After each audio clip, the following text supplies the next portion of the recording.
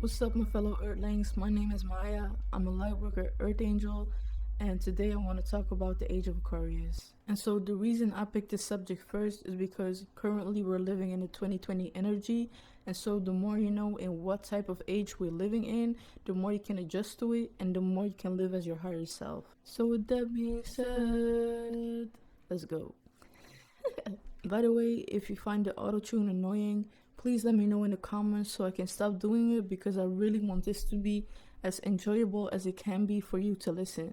And so, before I start my explanation on the age of Aquarius and the age of Pisces, I just want to tell you real quick how astrology is possible to work. So, our planet has an axis. An axis is a line that goes to the center of a body, so in this case, Earth, and has a slight wobble. That wobble goes through a circular wobble about once in every 24,000 years. The cycle has been broken down in 12 parts because we have 12 astrological signs, and so the age we're living in is based on which constellation the axis is wobbling towards. And so astronomers say that each constellation of the zodiac, each age, lasts for approximately 2,000 years. But there is a lot of debate going on about the exact timing because the ages are based on the constellations in the heavens rather than on the seasons on which we base our Western zodiac. And so, an unconscious person will ask me how you're able to believe in something so big. Well, if you just take a look at the symbolic meaning of an astrological age and then look at the religious, mythic, physical, psychological, and spiritual factors of humanity, you will see synchronicities. One of the dopest synchronicities I have found out was that the statue of the lion in Egypt, called the Sphinx, was built in the age of Leo. So with that being said, let's get into the characteristics of the age of Aquarius. So the zodiac sign of Aquarius stands for free spirit, truth, love, kindness, unity, equality, technology, doing things their way.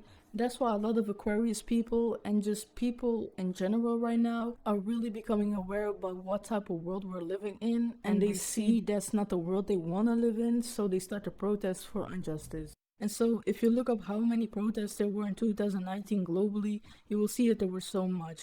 And so, this will only continue to happen more and more because as Earth's frequency rises, also humans, their energy will be elevated. And so, we also can call this a DNA upgrade. And 2020 will be full of that. So, get ready, start, and go. And so, remember in 2012, the Mayas predicted that the world will die? Well, actually, they predicted a death of an old paradigm, and so the beginning of a new era. And so I believe it started in 2012, the age of Aqua. Some say in 2011 on 11/11, but actually the data don't matter because time is not real, time is not relevant, time is not linear. So we should just go by what we feel. You feel me? And so technology wise, spirituality wise, freelancing wise, it's all been going up for the last decade. And so this isn't a coincidence because for the last 2000 years, when we were living in the Pisces age, there was no time for that. People couldn't accept finding yourself within. They didn't want that. They didn't have time for that because they had to get money, they had to get power, they had to get countries. You feel me? And so this is also the reason why a lot of people grew up with toxic parents because they were taught, those parents were taught that power, money is the most important thing in life. But all the new age kids can see through the illusions that they were living in. And so this is coming to an end, and this is not a coincidence. Coincidences don't exist. Because if you look into quantum physics, for example, you can see that there's so many possibilities possible. And for order that possibility to come on your timeline, it's not a coincidence.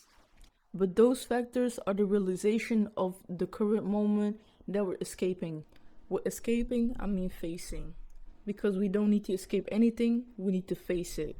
Because in order for us to create a new paradigm that works for everyone, we need to break off the old paradigm. This is not an easy task, but this is the reason why light workers were sent to planet Earth to help create balance and light. And so now I'm going to give away a couple of tips on how your energy grid can transition best into the age of Aqua, also called the age of information, because we're the first generation that can look everything up, and with everything I mean everything. It's also called the age of consciousness because this age is really about, I said it already, but I want to repeat it because it's so important.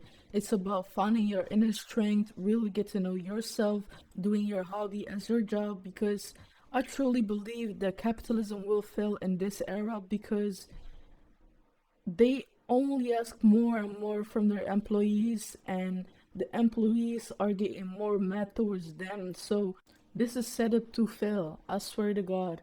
Those bosses only care about their revenues, and so if you fall into a burnout or a depression, they just gonna fire you, as they don't got time for this. And so you need to stand in your power then to realize that you need to go for your passion, and that it's possible to make your passion your job.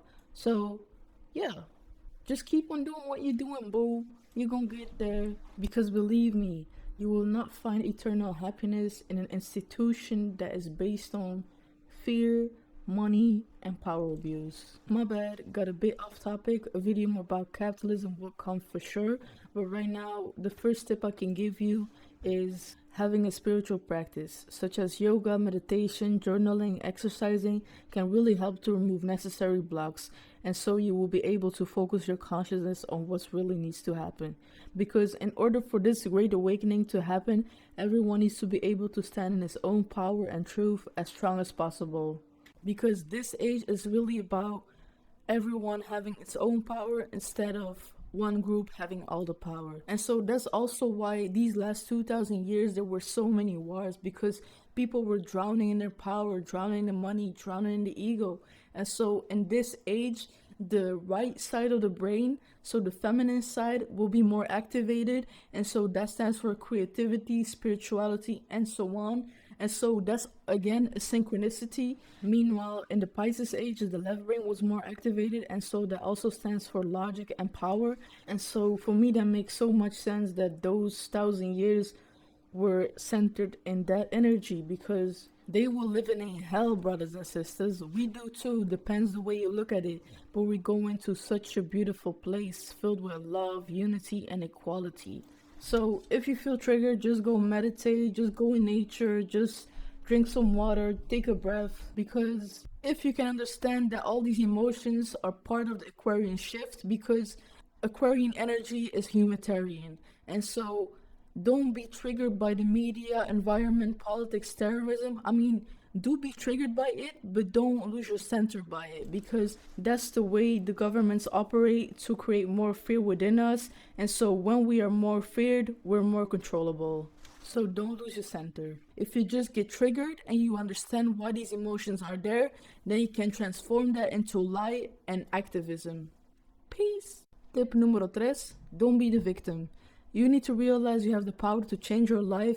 You need to realize that you don't need to give your power away to anyone because of blame or resentment, because the Aquarian age is all about empowerment of thyself and consciousness. Tip número 4, be a source of light. So the more people who consciously choose to embrace the Aquarian shift, the easier the transformation will go for humanity. It is a spiritual truth that a small percentage of people who have shifted their consciousness can influence the rest of humanity. And so, if you're listening this, then you're most likely one of these pioneers. Find a way to spread your light through teaching, healing, creating community networks, and just simply by showing love to nature and people. So with that being said, love, peace, abundance, and I hope you're having a great day. And if you're not, I'm sending you love and light right now. So, woo! Yeah, man, let's go.